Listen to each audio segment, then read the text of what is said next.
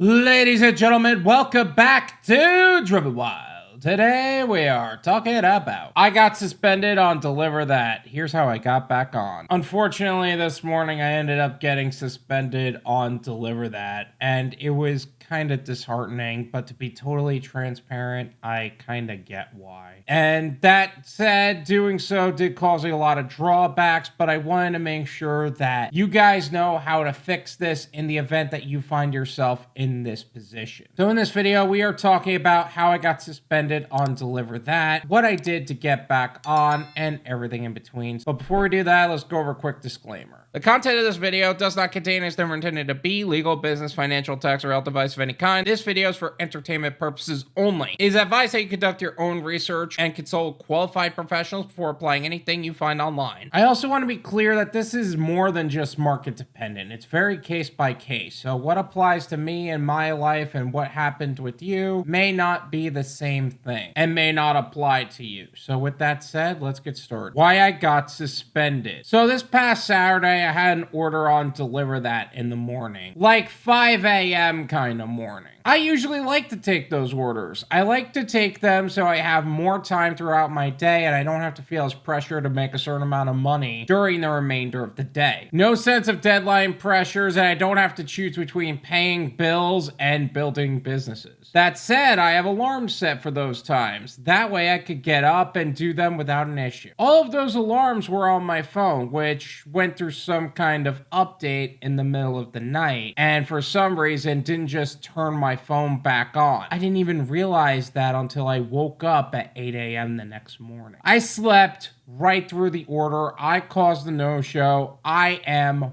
100% responsible for that. I don't believe in one-sided accountability. How can I be critical with all of these companies and platforms if I am not also critical of myself? It is irresponsible to not have that two-way street integrity, because that isn't fair to the platforms. It's not fair to you as the drivers if we don't operate in that regard. I called that day immediately, and I talked to Heather from live delivery support, and she said I was still getting paid for it, and if I receive an email that I should respond to them immediately to prevent any issues. I didn't get any issues. I don't even think I deserve the pay for it, but they said it was all good until that Monday, the email. This morning I accepted a DeliverThat order, and after an hour it got recalled and I was notified that I was suspended due to being a no-show. Honestly, I deserved this. I was told I was all good, but I wanted to make sure that there was no miscommunication. I contacted Heather from live support again. She said I wasn't deactivated, I was suspended. There's a difference. Being deactivated means you're not coming back on the platform, period. Being suspended means you can come back on the platform, but you need to take a Reeducation Quiz. They will then review it, and then you could hop back on. Honestly, that was a better result than I expected, and I immediately hopped on it. While everyone else needed me for other things, including some other businesses I'm working on, but that's neither here nor there. The Reeducation Quiz. First off, the Reeducation Quiz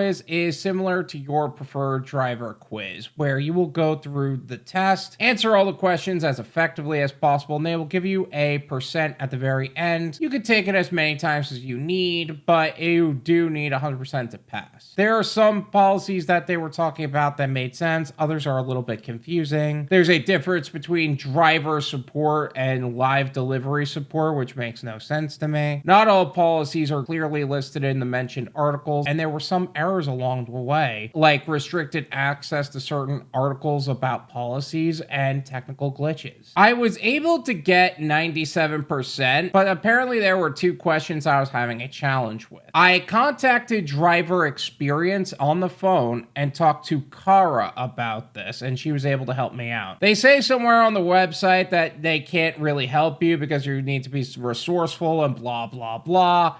Yes, you can. In fact, Kara was such a sweetheart. She walked me through why some of the questions I was answering were not the way I thought they were, and why they have it in place like that, because there were some very interesting things that I discovered about the platform. She even made sure that after I passed, I was reactivated right away. Incredible work from Kara. No longer preferred. Now, I did say I was reinstated as a DeliverThat driver. What ends up happening is I'm not the same driver I was, apparently. They knocked me down all the way to the very beginning to same-day tier driver, as opposed to the preferred driver that I was before this ended up happening. Meaning I am starting up as if I just got on the platform for the first time. In fact, they sent me a welcome email as if I was a brand new driver. Now, they also said that I maintained the history that I had on the platform with the 200 or so deliveries I had, and told me all I have to do is not screw up again in next 6 months to maintain my status on the platform. Now, in the next 30 days, I have to take 10 deliveries, get back to catering, then from catering, another 30 days to get to preferred again, to take that quiz. But that is all part of being knocked down to the very beginning. My position now. I know I just said I can get back onto preferred in due time, but my position has changed now, and I am not as in control of my schedule for catering deliveries.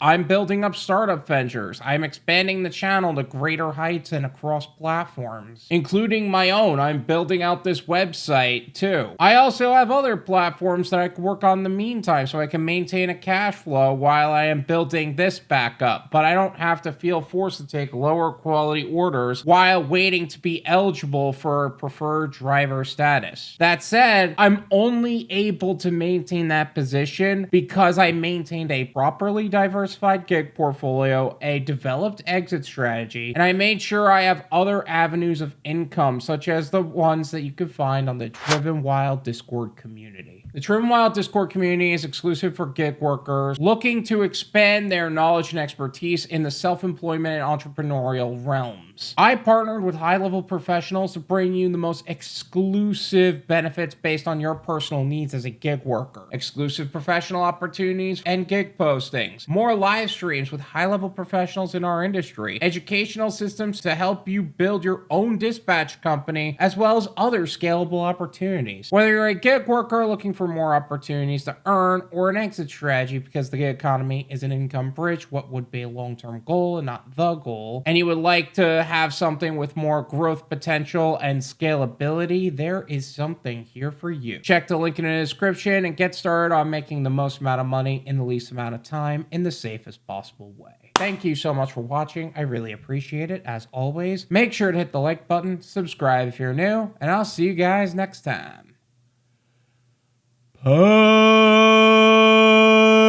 Peace.